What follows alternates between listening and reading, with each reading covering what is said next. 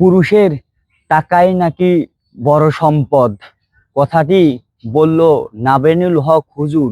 কথাগুলো শুনে পুরুষ মানুষের সবচেয়ে বড় সৌন্দর্য হচ্ছে টাকা লাগবে আপনার। আমাদের আলেম সমাজরা বলতো যে টাকা টাকা করো না, দুনিয়া দুনিয়া করো না বলতো। অত আল্লাহ রাসূল কি বলছে? আল্লাহ রাসূল বলেছেন কাজাল ফাকরু ইয়াকুনাল কুফরান। আল্লাহ রাসূল বলেছেন দারিদ্রতা মানুষকে কাফেরের দিকে ধাবিত করে। আলী রাদিয়াল্লাহু বলেছে দরিদ্রতা যদি কোনো ব্যক্তির নাম হইতো তাহলে আমি তারে খুন করতাম, কারণ তার কারণে মানুষ কষ্ট পায়, এই জন্য টাকা লাগবে। সক্রেটিস বলেছেন নো দাই সেলফ, নিজেকে জানো। আল্লাহ কোরআনে বলেছেন ওয়াফি আনফুসিকুম, তুমি তোমাকে জানো। উপমহাদেশের সেরা কবি ফরিদউদ্দিন বলেছেন উনসু মাতলু বেজা হাত দরগাহা হার তুরি গো বাজে গো খুদ নেশা। পৃথিবী যাকে খুঁজে বেড়াচ্ছে তুমি সেই ব্যক্তি, তুমি তোমাকে খুঁজে বের করো। থিঙ্ক আউটসাইড দ্য বক্স, বক্সের বাইরে চিন্তা করা।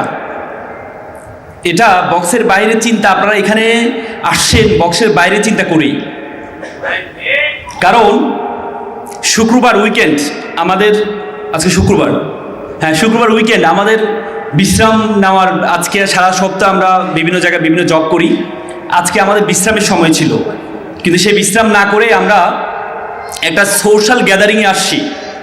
বক্সের বাইরে চিন্তাটা সেটা কেমন হওয়া উচিত, আমি একটা এক্সাম্পল আপনাদেরকে প্রদান করি। সাপোজ এখানে 3টা রো আছে, আমি 2টা বক্স নিলাম। একটা বক্সের মধ্যে 50 লক্ষ টাকা রাখলাম, আর আরেকটা বক্সের মধ্যে আমি 1 টাকার একটা মুদ্রা রাখলাম। আমি আপনাদেরকে বলবো আপনারা যে কেউ হয়তো 50 লক্ষ টাকার বক্সটা নিতে পারবেন, নতুবা 1 টাকার যে মুদ্রা, এই মুদ্রার বক্সটা নিতে পারবেন। 1 টাকার যে মুদ্রার বক্স, এটার মধ্যে লেখা আছে এই মুদ্রাটা প্রতিদিন তার যে সংখ্যাটা আছে সংখ্যাটা ডাবল হবে, এবং ডাবল হওয়ার প্রক্রিয়াটা 31 দিন মানে 1 মাসের মধ্যে শেষ হবে। আপনারা কোন বক্সটা গ্রহণ করবেন? কেন 50 লক্ষ টাকা গ্রহণ করবেন না? তাৎক্ষণিক আপনি 50 লক্ষ টাকা পাবেন। এই 50 লক্ষ টাকা দিয়ে আপনি যেখানে চাইবেন সেখানে যেতে পারবেন, যেটা চাইবেন সেটা নিতে পারবেন। কিন্তু একটা মাত্র মুদ্রা, 1 টাকার একটা মুদ্রা, সেই মুদ্রাটা আপনি কেন নেবেন? এই জন্যই আপনারা এখানে আসছেন, কারণ 1 টাকার যে মুদ্রা, এই মুদ্রাটা দ্বিতীয় দিনে 2 টাকা হবে, তৃতীয় দিনে 4 টাকা হবে, চতুর্থ দিনে 8 টাকা হবে, এভাবে 10তম দিনে মাত্র 512 টাকা হবে, এবং 20তম দিনে মাত্র 15,000 টাকা হবে। ইন দ্য মিন টাইম যিনি 50 লক্ষ টাকা পেয়েছেন, উনি টাকাটা পেয়ে তাৎক্ষণিক এত টাকা কি করবে? বিদেশ ঘোরা শুরু করেছে। উনি অলরেডি 10-12টা দেশ ঘুরে এসে দেখলো 20 দিনের মাথায় আমার বন্ধুর টাকার মালিক মাত্র 15,000 টাকা, আর আমি কত টাকার মালিক? আমি 50 লক্ষ টাকার মালিক। পরবর্তীতে দেখা গিয়েছে এই টাকাটা, এই মুদ্রাটা 30তম দিনে সেটা হয়েছে 53 কোটি টাকা, এবং 31তম দিনে সেই বক্সের সেই মুদ্রাটার মূল্য হয়েছে কত? 107 কোটি সামথিং। তার মানে বক্সের বাইরে চিন্তা, আমরা সবসময় অল্পতে বড় হতে চাই।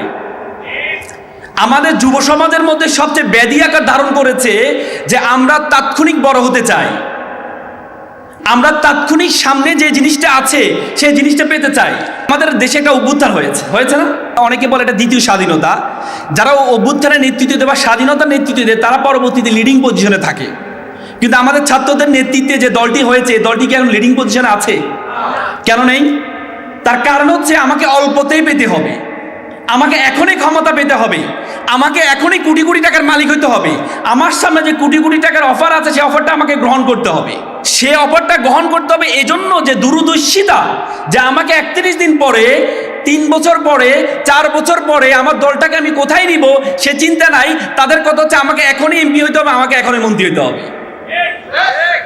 তার মানে আমাদের যুব সমাজ জন্য অ্যালার্মিং হচ্ছে আমরা অল্পতে বক্সের বাইরে চিন্তা করতে পারি না। আমার সামনে 50 লক্ষ টাকার একটা বক্স আছে, তার মানে আমাকে এটা নিতে হবে, কিন্তু আমার সামনে মাত্র একটা মুদ্রা আছে, এই মুদ্রাটা 31 দিন পরে 107 কোটি টাকা হবে, সে চিন্তা আমরা করি না।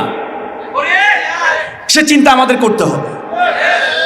যদি সে চিন্তা আমরা করতে পারি তাহলে থিঙ্ক আউটসাইড দ্য বক্স, এই যে আজকের যে প্রোগ্রাম, সেই প্রোগ্রামটা বাস্তবায়ন করা সম্ভব হবে। 2 বন্ধু বড়লোক হতে চায়, তার স্বপ্ন বড়লোক হবে। তো তুমি বড়লোক হতে চাও, হবে, তো গ্রামের মোড়ল তাকে অফার দিল যে আমাদের গ্রামে তো পানি নেই, পার্শ্ববর্তী একটা নদী আছে, তোমরা নদী থেকে বালতি করে পানি এনে দিবা, প্রতি বালতি প্রতি তোমাকে 10 টাকা করে দেওয়া হবে। রফিক এবং শফিক, রফিক চিন্তা করলো তো ভালো কথা, রফিক প্রতিদিন 100 বালতি পানি নিয়ে আসে, কত টাকা হয়? 100 বালতি 1000 টাকা। সে এভাবে করে করে করে করে সে প্রচুর টাকার মালিক হচ্ছে। আর শফিক সে চিন্তা করলো আমি 50 বালতি করে পানি আনবো। তো রফিক বললো তুই তো বোকা বেটা, 100 বালতি আন। বললেন না, আমি 50 বালতি আনবো। সে 50 বালতি এনে 500 টাকা পায়, সে 500 টাকা দিয়ে সে পাইপ কিনে শুরু করছে, যে এই পানির যে পাইপগুলো আছে না, পাইপ কিনে শুরু করেছে। সে আবার প্রতিদিন 500 টাকা করে পাইপ কিনে সে গ্রাম থেকে নদীর মাছ পর্যন্ত সে কি পাইপটা টেনে নিয়ে আসলো। পরবর্তীতে যখন তার প্রথম বন্ধু সে অনেক টাকার মালিক হলো, 2-3 লাখ টাকার মালিক হলো, তখন তার পকেটে 1 টাকাও নেই। কার? দ্বিতীয় বন্ধুর, কারণ সে পাইপ টানা শুরু করছে। পরবর্তী দেখা যায় 2 মাস পর্যন্ত সে পাইপ টেনেছে, টানার পরে তার টাকাটা যখন আসা শুরু হয়েছে, দেখা গেল প্রথম বন্ধু থেকে প্রায় 10 গুণ তার 2 দিনের মাথা তাটা বেড়ে গিয়েছে। তার মানে কি? তার মানে কি আপনাকে থিঙ্ক আউটসাইড দ্য বক্সের বাইরে চিন্তা করবেন according to demand of situation. চায়নাতে একটা বাঁশ গাছ আছে, সেই বাঁশ গাছটা দেখা যায় 5 বছরে মাত্র এটা এতটুকু বাড়ে, 1 ফুট বাড়ে 5 বছরে।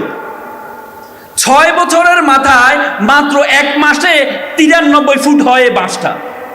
কারণ আপনি যদি 5 বছর পর্যন্ত আপনি চিন্তা করেন যে কি করলাম, শুধু পানিয়ে দিচ্ছি, বাঁশ তো বড় হয় না।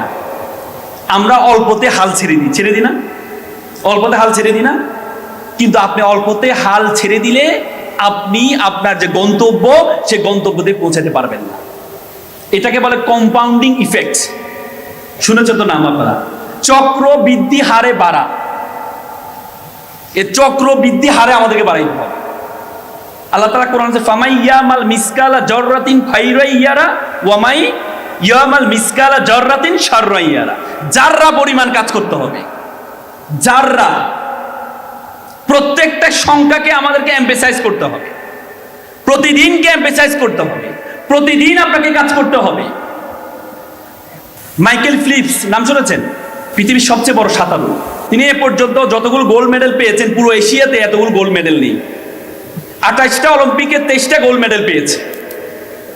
তাকে জিজ্ঞেস করা হলো আপনার সফলতার মূল রহস্য কি? উনি বলে আমি প্রতিদিন 3 ঘন্টা সাঁতার করি। সবাই তো অবাক, মাত্র 3 ঘন্টা? তিনি বলে প্রতিদিন। সবাই আবার বলে মাত্র 3 ঘন্টা? তিনি বলে প্রতিদিন। তিনি বলে আমি প্রতিদিন মানে প্রতিদিন। আমার আজকে আমি অসুস্থ, তারপরও আমি 3 ঘন্টা। আজকে আমাদের বড়দিন, তারপরও আমি 3 ঘন্টা। আজকে আমার বিয়ে হয়েছে, ওই দিনও আমি 3 ঘন্টা সাঁতার করেছি। তার মানে যেদিন আমি গোল্ড মেডেল পেয়েছি, তারপরের দিন গিয়েও আমি 3 ঘন্টা সাঁতার কেটেছি। তার মানে প্রতিদিন